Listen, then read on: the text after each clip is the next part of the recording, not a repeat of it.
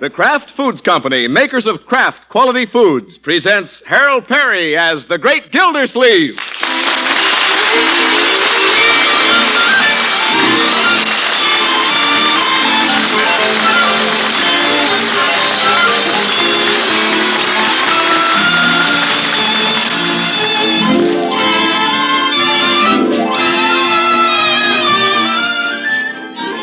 You know, there's something about Pabst-ett you can't miss, whether you like this cheese food as a dessert or a sandwich spread. It's that satisfying, mellow flavor of real cheddar cheese. There's no doubt about it. Pabst-ett is a cheese food with a real cheddar flavor. So ask your dealer for delicious Pabst-ett. Tomorrow, treat yourself and your family to Pabst-ett's rich, distinctive flavor at the very first meal. Pabst-ett, the pasteurized processed cheese food, comes in golden cheddar or pimento.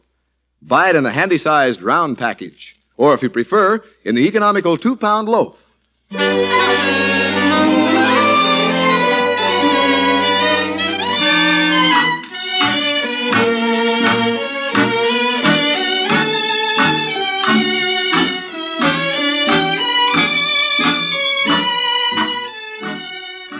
Well, let's see what's doing with the Great Gildersleeve.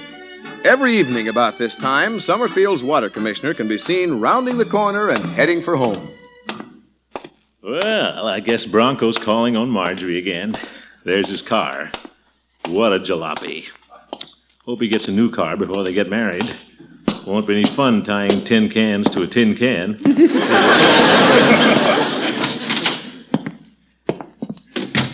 Hi, Unc.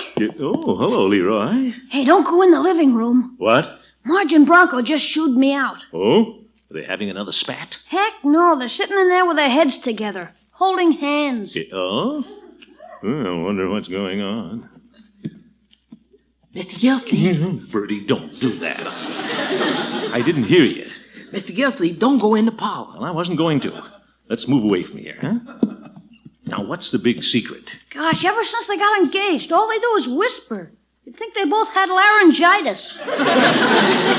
Leroy, when you get engaged, you're sicker than you are with laryngitis. You know what I think, Mr. Gilsleeve? What, Bertie? I think they're naming the day. So soon? Yeah? Naming what day? Naming the wedding day, Leroy. They shooed me out for that? Oh, for corn's sake. All right, Leroy, all right. Yes, sir. That's what I think they're doing. They're naming the day. What makes you think so, Bertie? Mr. Gilsleeve, when them two sit down with a calendar, they ain't counting the days till Christmas. They're naming the day.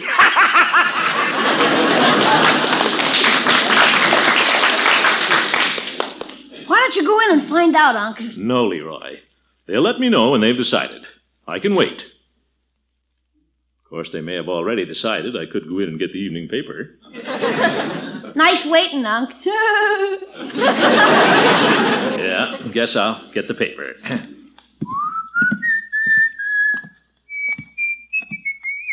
Well, hello, children. Hello, Uncle Mort. Hello, Mr. Gildersleeve. Yeah, they're naming the day, all right. Excuse me, I just wanted the evening paper. I'm on my way out. Oh, wait a minute, Unky. We've got something to tell you. You do? Now, what could it be? Well, you tell him, Bronco. No, you tell him, Marge. Well, I think you should tell him. Gosh, somebody tell him! Leroy? Go ahead, Marjorie. He's right. Somebody tell me. Tell him, Marge. It was your decision. Well, no, you tell him, Bronco. You're the head of the family. Yeah. Gosh. Well, Mr. Gildersleeve. Yes, Bronco? Mr. Gildersleeve, we've named the day. No. May 1st, Unky. May 1st. Well. Yes, sir. Marjorie Forrester will be joined in marriage to Bronco Thompson on the first day of May in the year 1950. A.D. A.D. Oh, yeah. Well, congratulations. Thanks, Unky. Well, thank you, Marjorie. Thanks, Mr. Gildersleeve. Gosh, can't you have a wedding some other day, Marge? What's wrong with May 1st? What's wrong with it? That's May Day. It's already a holiday.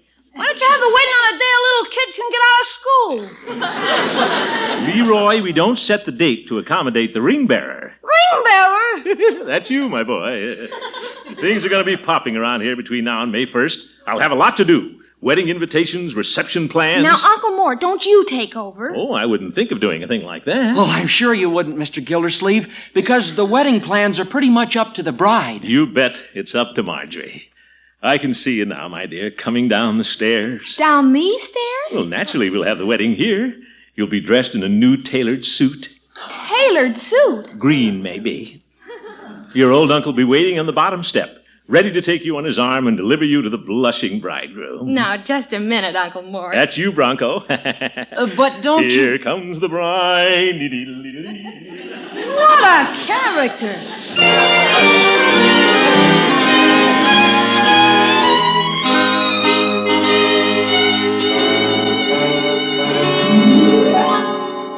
Oh, that's too bad. Bronco had to go home. We could have rehearsed the ceremony right here tonight. But, Uncle Mort, I haven't even started planning yet. Well, here's the way I see it, Marjorie. We'll have the fireplace banked with flowers, and the minister will stand right in front of it. Bertie, you stand over there. Me? You're the minister. Yes, sir. Uncle Mort, we haven't decided where the wedding's going to be, and after all... Well, that's up to you, my dear. But if it's a nice day, we'll have the reception right out on the front lawn. Wouldn't that be nice, Bertie? Yes, sir. But like you say, that's up to Miss Marjorie. Yes, indeed. It's entirely up to Marjorie. But I thought we'd have the friends of the bride on this side of the room and the friends of the groom... Excuse me, Uncle Mort. I think I'm going to have a headache. Oh? Sorry, Marjorie. You roll upstairs and lie down. I'll take care of everything. Yes, sir. Yeah. Now, where's my pencil? Better make a few notes here. By George, there's nothing like a wedding. I'll get it, Unc. I'm going over to Piggy's anyway. All right, my boy. Now, let's see. Oh, hi, Judge Hooker. Good evening, Leroy. Is the Lord of the Manor in? Yeah, he's fixing Marge's wedding. Oh, Come on in, Horace. thank you. See you later, Unc. So long, Judge. Well, has the date been set, Gildy? Yep, we've decided on May 1st, Judge. May 1st. Isn't that thrilling? Oh, promise me that someday you and I... Judge, you should be on the stage. You think so, Gildy? Yeah, they've had talking dogs, but never an old goat that sings.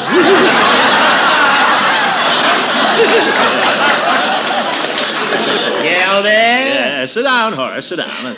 I'll tell you what I'm planning for Marjorie's wedding. Oh, are you making the plans? Well, it's already given Marjorie a headache, so I had to take over. Oh, I see. Now, what do you think of a string trio in the hall, Judge? I could get Irving Hotstetter and two of his hep cats. I imagine they can play wedding music. I suppose so, if the hep cats can slow down that much. I didn't know that Marjorie had decided to have a home wedding. Well, of course, it's up to her, Judge. But we could have a beautiful wedding here, right in the home she loves so well. How do Bronco's parents feel about having it here? What difference does that make? As everybody knows, this thing is entirely up to Marjorie. Does everybody know that, Well, Gildy? if they don't, I'll tell them. Of course, Mrs. Thompson is one of those obnoxious people who'd like to take charge. Oh? Yeah, but she won't get an oar in here. And Mr. Thompson's so absent-minded, he won't know whose wedding he's attending anyway. Be that as it may, Gildy, weddings usually run more smoothly if the two families get together for a powwow. We're not Indians, Judge. There'll be no powwow. I told Bronco to tell his parents the wedding will be here. And that's the last we'll hear of that. Will you repeat that, Bronco? Well, Mother, that's what Mr. Gildersleeve said. He said Marjorie and I would be married in his parlor. Oh, he did, eh? Edward! Oh, Edward! Martha, did you hear someone calling me? I called you. Oh, it was you, Martha. Yes. Well, I just wanted to know. Edward! Come back here. You'd better come back, Father. This is important. Oh, it is? Well, Edward, it's the most ridiculous thing I've ever heard. it is? What? Mr. Gildersleeve wants the marriage to be held in his parlor. Well, I don't see anything wrong with that. You don't? Well, if Gildersleeve wants to get married, why shouldn't he get married in his own parlor? Edward, I'm talking about Bronco's wedding. Oh, is Bronco getting married? Oh, yes, of course. Gildersleeve's niece, Marjorie. Yeah, that's right, Father. Yes, a lovely girl, Marjorie. Edward, we're driving over to Summerfield tomorrow. Oh, yes, we must attend the wedding. Oh, Father, the wedding is May 1st. May 1st. Well, no use going tomorrow. Oh, good heavens. There's every reason for going tomorrow. I have some ideas about the wedding plans myself. But, Mother, isn't it up to the bride? Yes, Martha, isn't it up to Marjorie and her, what does she call him, Uncle Snort? No. Uncle Mort, Father. Oh, yes. Well, that's who it's up to, isn't it, Martha? Leaving things up to Mr. Gildersleeve is like, well, just leaving them. We're motoring to Summerfield tomorrow.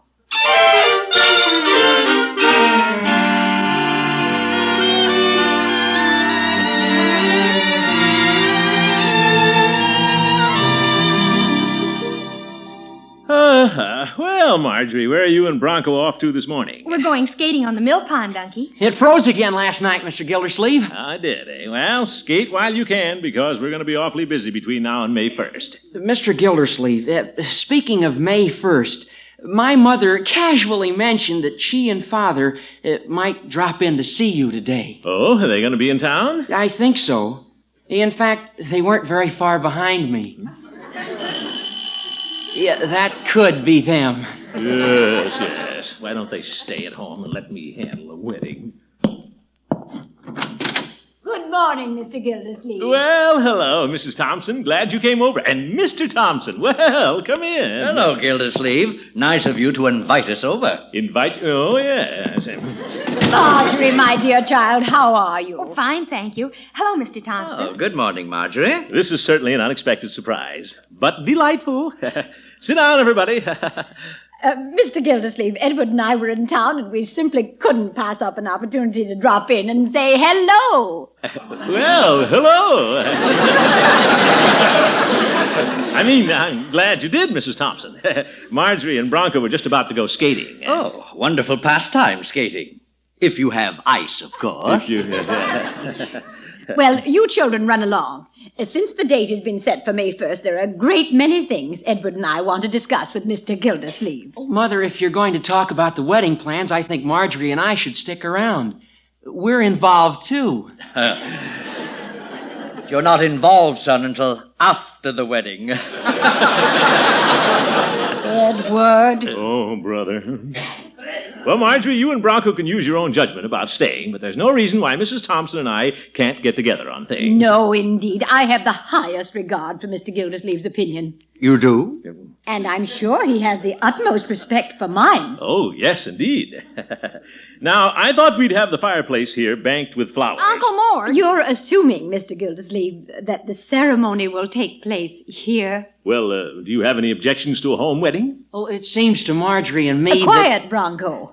I think a home wedding can be very impressive, Mr. Gildersleeve. I rather like the idea of the ceremony and the reception held in one convenient location. Well, good. We're in agreement there. But the place should be our house. Well, we're not in agreement there. Shouldn't this be entirely up to Marjorie? Well, obviously, it's been taken entirely out of our hands, Bronco. Oh, no, my dear. I've said all along it's entirely up to you. That's why it should be in your own home. But, Mr. Gildersleeve, you've seen our large living room. Barn. We are much better equipped to handle a large gathering. Well, who said anything about a large gathering? Bronco, please. There are many reasons why we should have the wedding in Broadmoor, Mr. Gildersleeve. Now, Martha, why don't we hear some reasons from Marjorie's Uncle Snort? Yeah. Uncle who? That's Uncle Mort, Father. Oh, yes, of course. Well, why don't we listen to his reasons? Edward, we've been listening to Mr. Gildersleeve for quite a while, and I have as big a voice as he has. Bigger. I beg your pardon. Oh, come on, Bronco. Let's get out of here. Good idea. And then where are you going, children? To the mill pond? Oh, at least that far. Well, now that the children have gone, we can arrive at a decision. Yes. What do you think we should do, Mr. Thompson? Well, if there's ice, why don't we all go skating? Oh.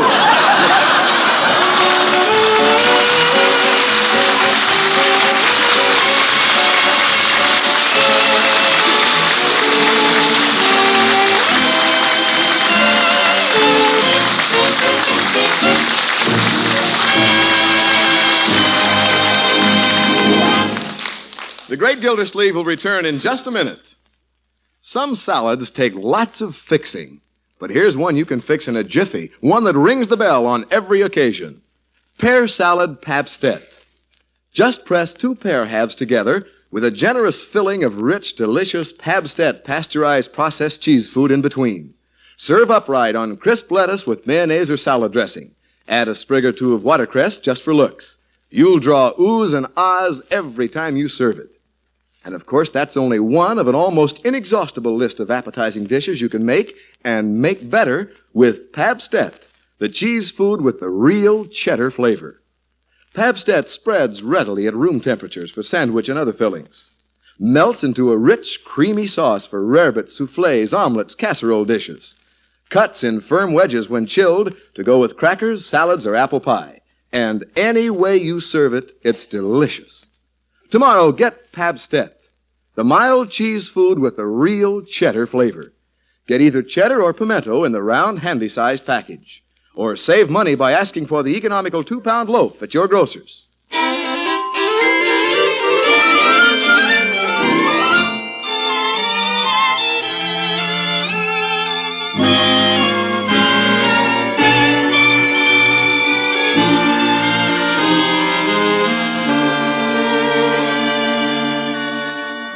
Well, Marjorie and Bronco have decided to be married May 1st. But there's been quite a to-do about where the wedding will be. The great Gildersleeve wants it at his house. Bronco's parents want it at their house. So far, Marjorie hasn't had a chance to say where she wants it. In fact, she and Bronco left the conference in a huff. Well, Bronco's parents aren't going to tell me how to run this wedding, Bertie. No, sir. Poor Miss Marjorie. What's this, Bertie? Driven out of our own house. Now, Bertie, we were just trying to help. Yes, sir. Poor Miss Marjorie. Driven out of our own house by people trying to help. All right, Bertie. She wasn't driven out. She just went skating. Yes, sir. I hope that's where she went. What? If they're going to get all that help between now and May 1st, it wouldn't surprise me if they eloped. Eloped? Bertie, that's ridiculous. Say, it's almost dark. Wonder why they aren't home yet. Yes, I imagine you do. Bet that's Marjorie now. Nope, that has to be Leroy's feet. Hi, Unc. Leroy, have you seen anything of Bronco and Marjorie? No, haven't seen him since Marge sneaked back and got her suitcase. Suitcase? Zeke. Poor Miss Marjorie. Now, Bertie. Leroy, when did Marjorie come back to the house? Why, you and Mrs. Thompson were battling. We weren't battling, my boy. Are you kidding? You think you and Mrs. Thompson were getting married? What a horrible idea. Oh, Miss Marjorie. All right, Bertie. I wonder why Marjorie would take a suitcase skating. She always does. She does? Sure, for her skates and stuff. Oh, of course. You see, Bertie, she just took her skates and warm clothes for after skating. That's all that's in the bag. I sure hope that's all that's in the bag. Why, certainly. She'll be back in time for dinner. Don't you think so, Bertie? Well, don't you, Bertie? Bertie, say something. Oh, Miss Marjorie.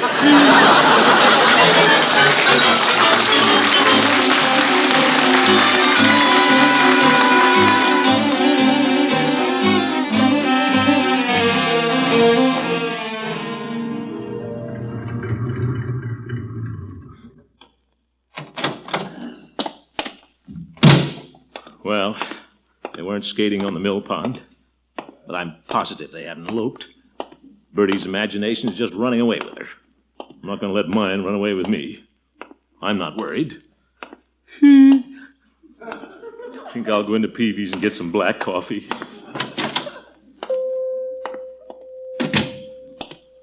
Hello, Peavy. Hello, Mr. Gildersleeve. What can your friendly neighborhood druggist do for you? Well, you might give me a cup of black coffee. Very well. Cream? I said black, Peavy. Very well. Sugar? Just plain black, Peavy. Well, sugar doesn't change the color. Yeah.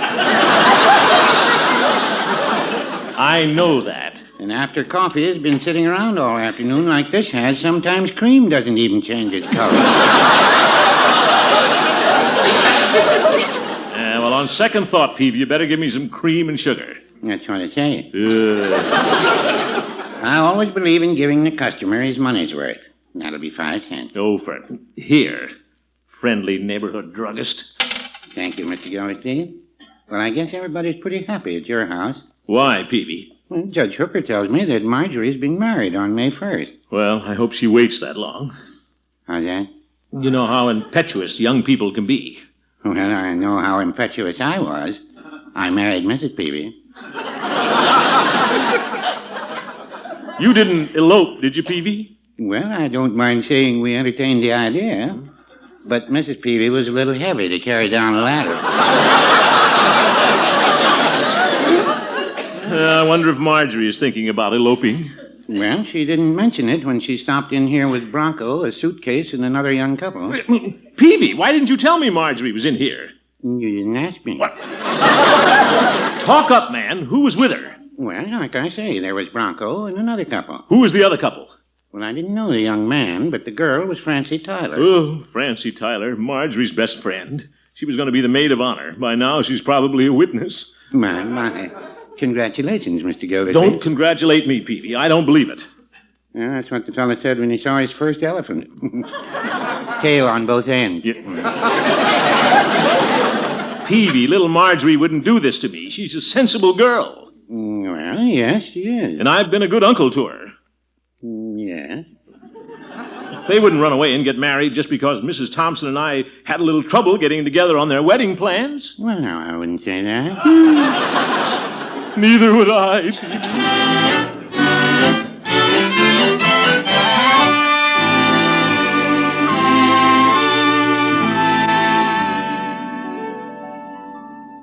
Oh? Well, thank you very much, Mrs. Tyler. I just thought Marjorie and Francie might be over there. Oh, no, I'm not going to worry. Not me. Goodbye, Mrs. Tyler. Wouldn't worry for a minute if Francie hadn't gone skating without her skates. Can't you locate Miss Marjorie anywhere, Miss Gildersleeve? No, Bertie, and I'm beginning to fear the worst. So what if she has eloped, Dunk? Look at all the money you saved. That's hardly a consideration at a time like this, young man. Well, it didn't have to happen this way. Bertie, wonder where they drove to get married. They couldn't get very far in that old car of Bronco's.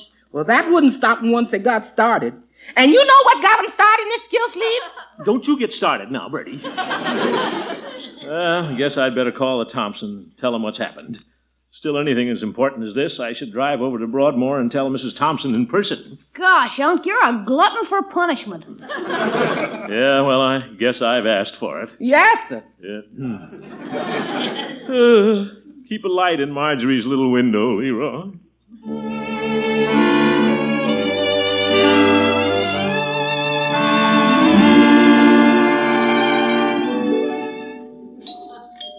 It's going to be hard to break this to the Thompsons. Say, I wonder if Marjorie and Bronco have been here all the time, playing billiards or something. They've got a billiard table. Yes? Oh, hello, Mrs. Billiard. Oh. It's you, Mr. Gildersleeve. Yes, I wondered if Bronco and Marjorie... Somebody at the door, Martha? No, just Mr. Gildersleeve. Gildersleeve? Yes, hello, Mr. Thompson. Oh, Marjorie's uncle, Mort. Oh, yes. Come in. Yes, do. Oh, thank you. What a family. For 2 cents, I'd have the marriage annulled. What brings you to Broadmoor, Mr. Gildersleeve? Well, Mrs. Thompson, I was wondering, are Bronco and Marjorie here? No. I thought they went skating. After you so stubbornly objected to having the wedding at Broadmoor. No, Mrs. Of Thompson. course they went skating. Bronco told me they'd been skating when I saw him this afternoon. You saw Bronco this afternoon? Well, I guess there's nothing to worry about then. I saw Bronco in the bank. He was drawing out his savings. His savings? Yes, $200. $200? Thrifty boy. Yep. Did he say what it was for? No, that puzzles me. He said he was going to surprise us. Oh, that does it. Mrs. Thompson, I have a painful announcement to make. Oh? I have every reason to believe that Marjorie and Bronco are married. What? Oh, nonsense. It can't be May 1st already. No, Mr. Thompson. They've eloped. Eloped? Yes. I'm afraid they wanted to plan their wedding themselves. Oh, Mr. Gildersleeve.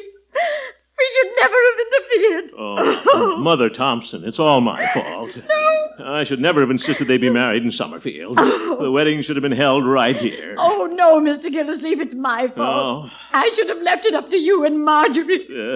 Here, Martha. My handkerchief. No, Edward. Gildersleeve. Thank you, I have one. This is a lesson to me. I'll never interfere with the children's plans again. Neither will I. Oh, my goodness. Mother? Oh, Bronco. Huh? Bronco, you're home. Well, sure. Oh, hello, Mr. Gildersleeve. Come on outside, everybody. I want you to see my surprise. Yes, no surprise to us. Boy, is she a beauty. Yeah. You should see the red paint job. Red paint job, Marjorie? Oh, good heavens. No, my new car. New car? Look, Auntie, isn't it beautiful? Well. This is for our honeymoon, May 1st. May 1st. Did you hear that, Mrs. Thompson? Yes, and what a relief. Now we can go ahead with plans for the wedding here at Broadmoor. Yeah. At Broadmoor? Now, just a minute. Now, Mr. Gildersleeve, a moment ago you insisted this was where they should be married. What a sneaky way to get the wedding out of my pocket.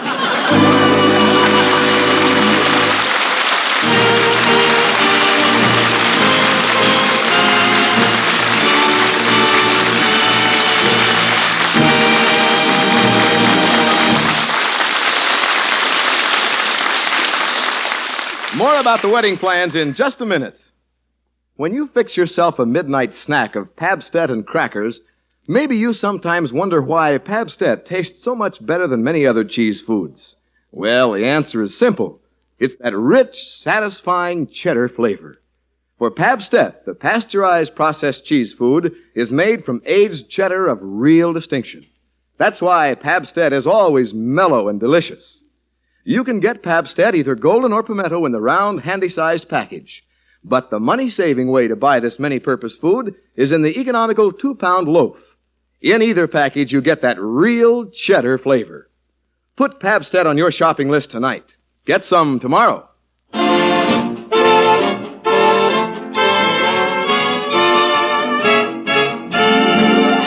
But, Mrs. Thompson... Now, Mr. Gildersleeve. Now, wait a minute, everybody. Marge and I have decided we're not having the wedding at Mr. Gildersleeve's house. There, you see? What? And we're not having it at our house either. What? Bronco and I have decided we're going to have a church wedding. Church wedding? Well, good. Well, a church wedding solves the problem perfectly. Don't you think, Edward? What problem? oh, yes, of course, indeed. Well, thank goodness it's settled. Sure. We can have the wedding at the church here in Broadmoor. Broadmoor? This woman never gives up.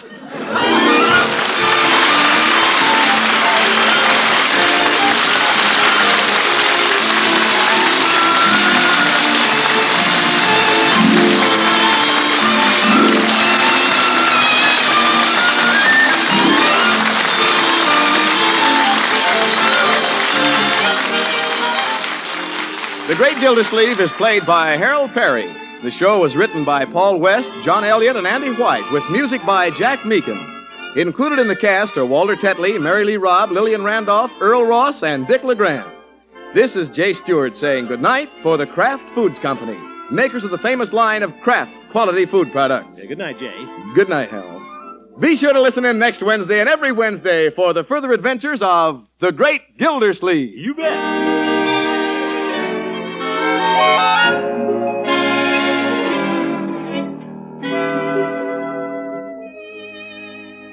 Here's a taste test that counts.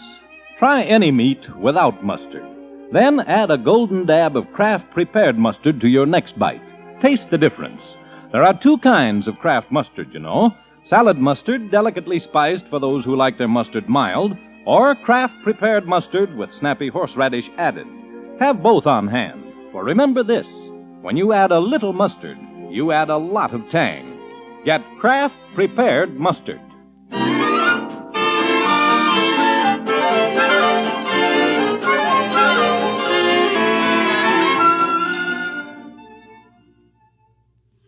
Break the Bank, radio's biggest money-paying show, is next on NBC.